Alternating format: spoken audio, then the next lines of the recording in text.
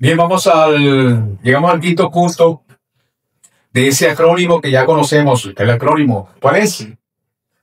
Acrónimo, ¿recuerda? TULIP, las siglas en inglés.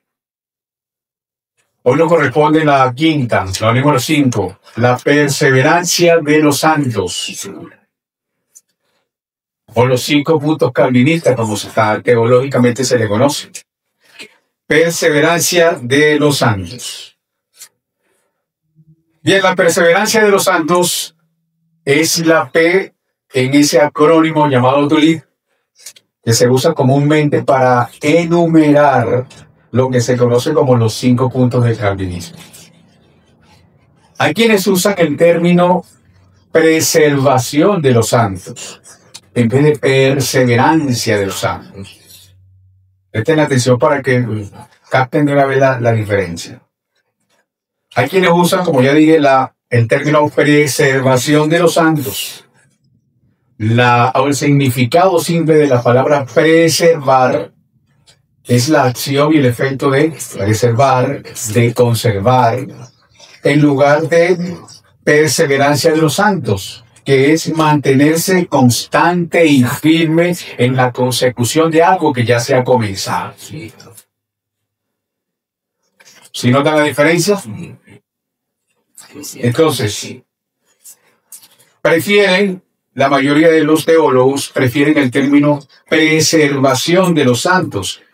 Y ellos tienen, por supuesto, una conclusión, un estudio, una explicación del por qué prefieren llamar esto como preservación de los santos. Porque preservación de los santos lo usan o consideran ellos es para enfatizar que la salvación es un acto meramente de Dios al creyente, para preservar al creyente, en lugar de enfocarse en la capacidad del creyente de perseverar. Sin embargo, ambas ideas se relacionan y apuntan a la seguridad eterna del creyente debido a esa fidelidad y al poder de Dios. El doctor, teólogo, desaparecido ya o ya cumplió su ciclo acá en la tierra, el doctor R.C. Sproul, él decía: prefiero el término la preservación, es decir, conservación de los santos, porque este proceso por el cual somos guardados en un estado de gracia es algo exclusivamente llevado a cabo por Dios. Entonces, él y otro grupo de teólogos preferían llamar esta perseverancia de los santos, llamarla preservación de los santos, porque entendían de que nada de eso depende de nosotros, sino exclusivamente de Dios. La Biblia enseña que aquellos que nacen de nuevo continuarán confiando en Cristo para siempre. Dios, por su propio poder, a través de la presencia moradora del Espíritu Santo, mantiene o preserva al creyente a través de la presencia moradora del Espíritu Santo y mantiene al creyente para siempre. Y esta maravillosa verdad la podemos ver en Efesios, capítulo 1, versículos 13 y 14, donde vimos que los creyentes son sellados con el Espíritu Santo de la promesa, que es las arras de nuestra herencia hasta la redención de la posesión adquirida para alabanza de su gloria. Cuando nacemos de nuevo, recibimos la prometida presencia moradora del Espíritu Santo, que es la garantía de Dios de que Él, que comenzó en nosotros, o de lo que Él comenzó en nosotros, esa buena obra la va a ir perfeccionando. ¿Hasta cuándo? Hasta el día de su venida, hasta el día de su Hijo Jesucristo. Exactamente. Y eso lo podemos ver también en Efesios capítulo 1, versículo 6. Entonces aquí surge una pregunta. Bueno, una vez que una persona es salvada, ¿puede perder la salvación? El viejo axioma de la teología reformada acerca de la preservación de los santos es este. Si tú tienes una fe genuina y estás en un estado de gracia salvadora, si la tienes, nunca la pierdes. Si la pierdes, nunca la tienes. Bien, sabemos de muchas personas que profesan una fe cristiana, que hacen vida en una congregación y luego se van. Pero no solo se van, sino que vuelven a mostrarse como siempre. A esto, el doctor R.C. Sproul decía, es fácil convertirse a las instituciones, pero eso no significa tener una conversión genuina a Cristo. Por eso hay muchos que por su intelecto estudian, leen, comprenden la Biblia, pero la razonan según su intelecto. Esos que estuvieron y se fueron son parte de los que Jesús se refiere cuando dijo, este pueblo con sus labios me honra, pero su corazón está lejos de mí. Por eso Juan escribió, salieron de nosotros, pero no eran de nosotros. Y recuerdan las palabras finales de Jesús en el Sermón del Monte.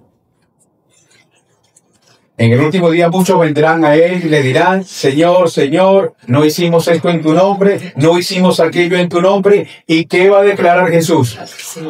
Apartaos de mí, hacedores de maldad, yo nunca os conocí. Y no que los conocí por un tiempo, por una temporada. No, no, no. Ustedes se perdieron, no los conocí, me traicionaron. Ustedes nunca fueron parte invisible de mi iglesia visible. De esa misma manera Cristo se refiere a Judas cuando lo llama hijo de la perdición. Y en su oración sacerdotal, ¿sabe cuál es esa, verdad? Está allí en Juan 17. Jesús ora para aquellos que el Padre le había dado para que no se perdieran y que nadie se los arrebatara de su mano. Y él da gracias al Padre porque todos los que el Padre le dio vinieron a él y ninguno se ha perdido. Entonces los santos perseverarán. Los que están en ese estado de salvación continuarán en ese estado hasta que entren en gloria. Muchos han minimizado este principio diciendo de manera sarcástica, bueno, eso es verdad. Muchos son de los que creen que salvo siempre es salvo. Y en un sentido tiene razón, salvo es salvo. Si ya nos salvamos, ya somos salvos. No vamos a perder esto.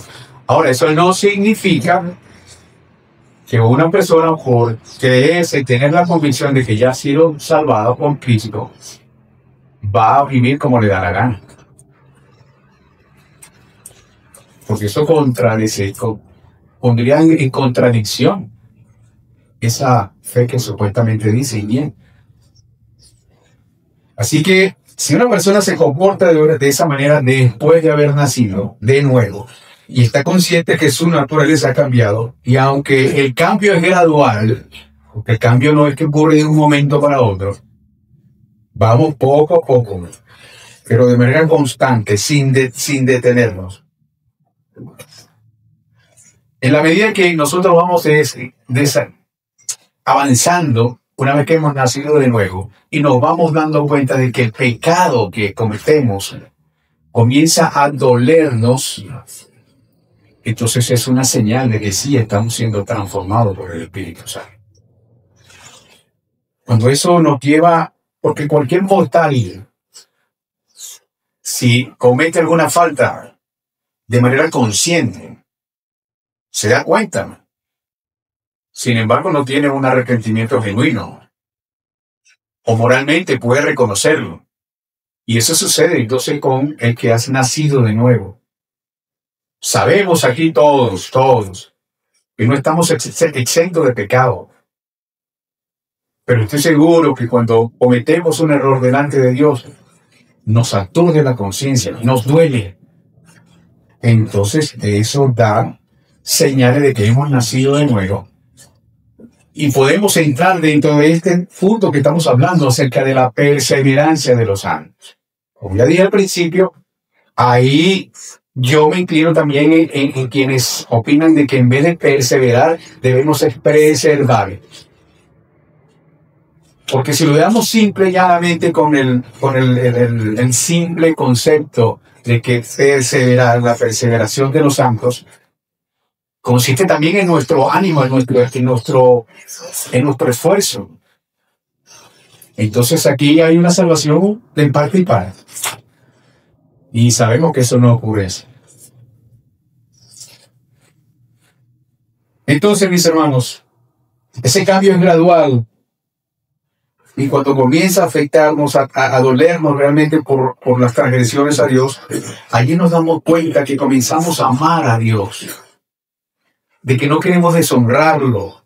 Y que si pecamos nos arrepentimos de inmediato. Y es allí donde comienza de manera consciente esa lucha cuerpo a cuerpo entre la carne y el espíritu. A lo largo de la enseñanza bíblica queda en evidencia que si Dios no nos preservara, nos iríamos otra vez después de haber sido salvos. Bueno, ¿y cómo es esto, hermano? Pero me está diciendo que no perdemos la salvación, si caemos en pecado. Bueno, ya le voy a demostrar algo. Hay un personaje bíblico, bueno, hay muchos personajes bíblicos, pero hay uno que nosotros siempre tenemos en cuenta, porque muchas de las circunstancias en las que Jesús estuvo involucrado dentro de su grupo de hermanos que le acompañaban, había uno que resalta el nombre. ¿Quién era? Pedro. Siempre Pedro. Bueno, Pedro lo pongo de ejemplo en este caso. Él caminó sobre las aguas. Sí, unos cuantos segundos, pero caminó. Después de Jesucristo, el otro ser humano que caminó sobre las aguas fue Pedro. Anduvo con Cristo. Fue testigo de la transfiguración. O sea, no todos lo hicieron. Él sufrió más. Pero ¿qué pasó cuando se vio comprometido? Cuando su vida se vio comprometida, arrinconado. ¿Qué hizo él? Lo negó. ¿Qué hubiese pasado si Cristo no preserva la vida de Pedro? Y aquí hay un detalle en cuanto a esa negación de Pedro. Hay que declarar que de momento dijo, no, yo no lo conozco. Negó a Cristo, no conozco, no sé quién es. Ustedes saben el concepto de lo que es la apostasía, el apóstata. Bueno, aquí por minuto, Pedro fue apóstata. Si lo vemos claramente, mis hermanos. Porque el Dios que no conocía a Jesucristo negó esa creencia, negó esa fe, negó a Cristo. Entonces, por momentos él fue apóstata, él negó su fe. Sin embargo, Cristo lo mantuvo. ¿Y por qué? Porque antes de que eso ocurriera, ya Cristo se lo había anunciado. Tú me vas a negar 3 veces antes de que cante el gallo, pero yo he rogado por ti. Aquí está la diferencia. Pedro, vas a flaquear, te van a temblar las piernas. Satanás me dijo que quiere zarandearte, pero regresarás. Esto lo dice, regresarás, y cuando regreses, fortalece a tus hermanos. Hubo otro personaje que anduvo con Cristo, Judas, el medio hermano de Jesús. En su carta él escribió lo siguiente, no fue de Iscariote, ¿no? ¿Estamos claros? Él escribió en su carta, y ahora que toda la gloria sea para Dios, quien es poderoso para evitar que caigan y para llevarlos sin mancha y con gran alegría a su gloriosa presencia. Y en confianza en la capacidad de Dios para sostener a los creyentes en su camino espiritual, librándolos ¿de qué?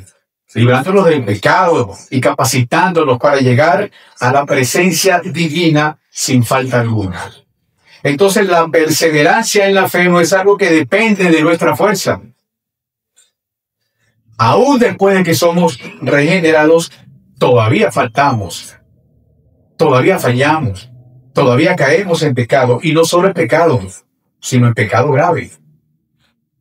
Vuelvo a citar al doctor R.C. Sproul. Él decía: no puedo pensar en algún pecado que no sea el de blasfemia contra el Espíritu Santo, que un verdadero cristiano no es capaz de cometer. Por ejemplo, el modelo de David en el Antiguo Testamento.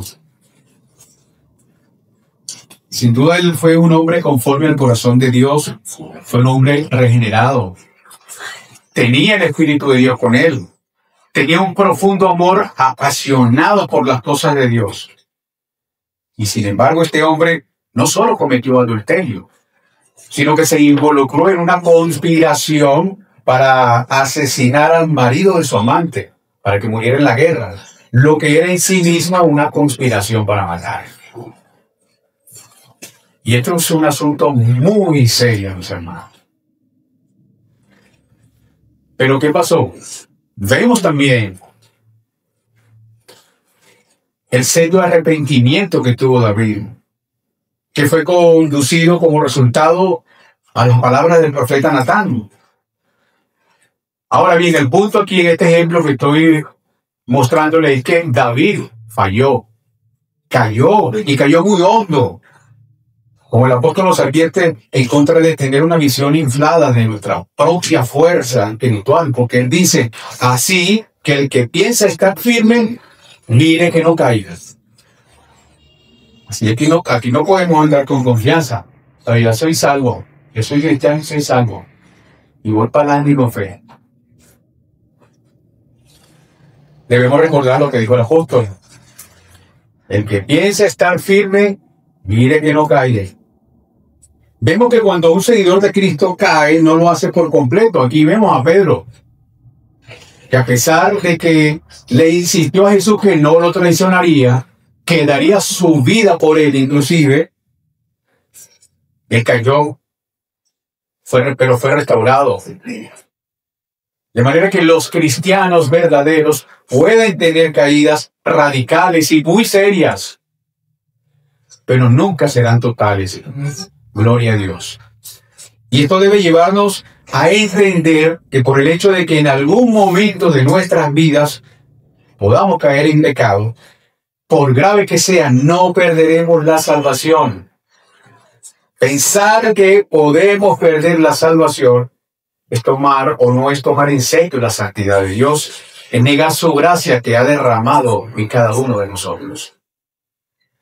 Hay creyentes que se aferran en exceso a los poquitos versículos que a simple vista parecen probar que la salvación se puede perder, en vez de afrontar los muchos versículos que hablan explícitamente que no se pierde, e interpretar las Escrituras a la luz de ellas mismas. Pero como todas las cosas nos ayudan para bien, aún así, si creemos que la Biblia dice que podemos perder la salvación, como todas las cosas nos ayudan para bien, podemos tener certeza que esas advertencias que están allí, usadas por el mismo Dios, pueden llevarnos a perseverar en la fe, en la obra consumada de Cristo. Pero en realidad necesitamos leer con mucho cuidado, con mucha atención, estos pocos versículos que aparecen y que hacen ver de manera momentánea que podemos perder la salvación. Por ejemplo, Hebreos capítulo 10, versículos 26 y 27.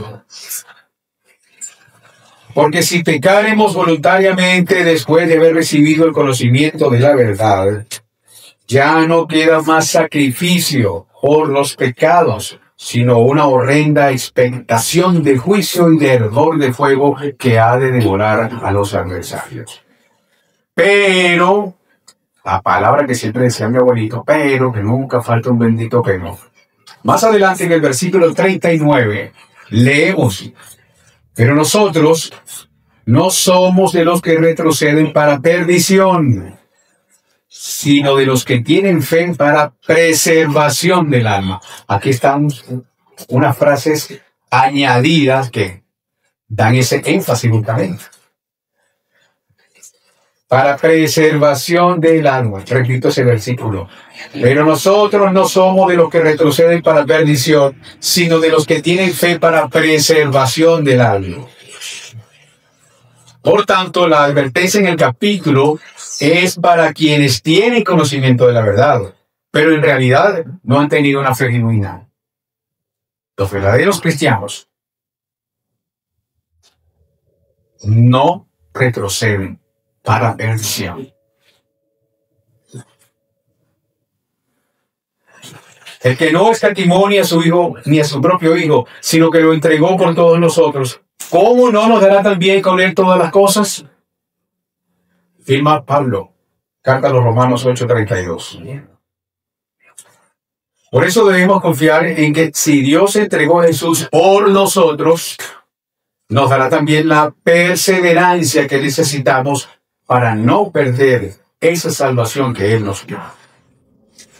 Y es contradictorio predicar que la obra de Jesús que Él realizó es suficiente en todos los sentidos para salvarnos, y que la salvación es solo por gracia, y por otro lado pensar que la salvación se puede perder. Creer que puedo perder mi salvación es creer que Dios en realidad no es poderoso para completar lo que inició y que realmente no me ama de verdad. Es creer que mi salvación depende en última instancia de mí y no de Cristo. Y una de las razones por las cuales esta doctrina o esta enseñanza es importante es porque le da toda la gloria a Dios y no al hombre. Gracias a Dios. Perseveramos porque estamos viendo delante de nosotros a ese Cristo Redentor, por esa obra que Él hizo en la cruz, por cada uno de ustedes y por mí también.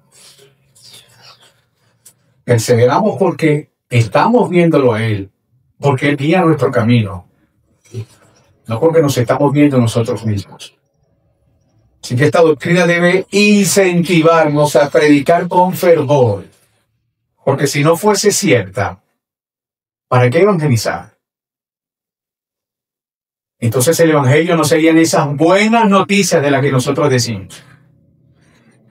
Y la predicación no valdría la pena. Y decir que somos cristianos no tendría sustento, pues. El fundamento principal del cristianismo es el mensaje de Cristo. No tendríamos por qué razón estar aquí reunidos esta mañana tampoco. Él hizo, escuchen, Él hizo todo lo que nosotros necesitábamos que Él hiciera por nosotros. ¿Sí se entendió? Es decir, como siempre lo hemos dicho, si hay algo entonces que tenemos que sumar a esa obra de gracia que Dios depositó en nosotros, es que éramos, aunque seguimos, pero no en grado como estábamos anteriormente, siendo unos pecadores, consumidores del pecado durísimo. Entonces, lo único que hicimos, si queremos agregar algo para nosotros, bueno, éramos pecadores. Pero Dios tuvo complacencia en nosotros. Gracias a Él. Y únicamente a Él. Entonces, ese que hizo eso por nosotros, no debemos olvidar lo que ascendió al cielo. Y se sentó a la diestra de Dios. Y fue entronizado como Rey de Reyes y Señor de Señores. Ahora, Él no solo fue a su reino, sino que también entró al cielo como nuestro gran sumo sacerdote. Y su función principal de nuestro sumo sacerdote, como Él nos dice, es la de interceder diariamente por cada uno de nosotros ante el Padre. Jesús intercede por la salvación de ustedes. Jesús intercede por mi salvación. Ahora, Él no solo oró por sus discípulos, allá en Juan, capítulo 17, para que nunca fueran arrebatados de la mano de Dios, sino que Él ora por nosotros también, para que nosotros seamos preservados. Ahora, les cito otro ejemplo. A Judas y a Pedro, otra vez. ¿Qué hicieron ellos dos? Los dos estuvieron con Cristo. ¿Y los dos qué hicieron? Negaron y traicionaron a Cristo. Pero, otra vez la palabra de mi abuelito, pero solamente uno de ellos fue salvo.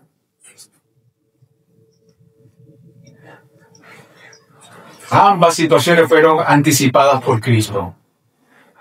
Y cuando Él le dijo a Judas lo que ibas a hacer, o lo que vas a hacer, Él termina diciendo en su comentario, lo que vas a hacer, hazlo pronto. Y lo despidió.